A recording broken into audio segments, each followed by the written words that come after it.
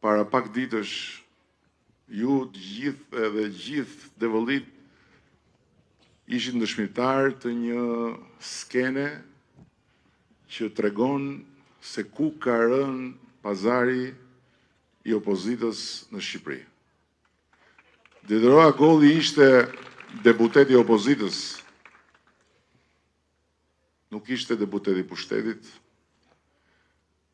dhe fliste për të gjithë popullin, ndërkohë që Devolli ka sjell në parlament një rrugaç, një rrugaç të një niveli që unë nuk e di se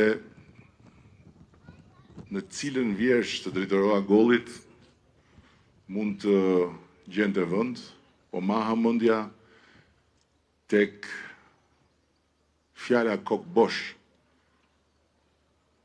dhe trangull që drejtoroi e përdor, ai gjen vend komplet. Si mundet tani demokratët e Devollit të votojnë për një rrugaç?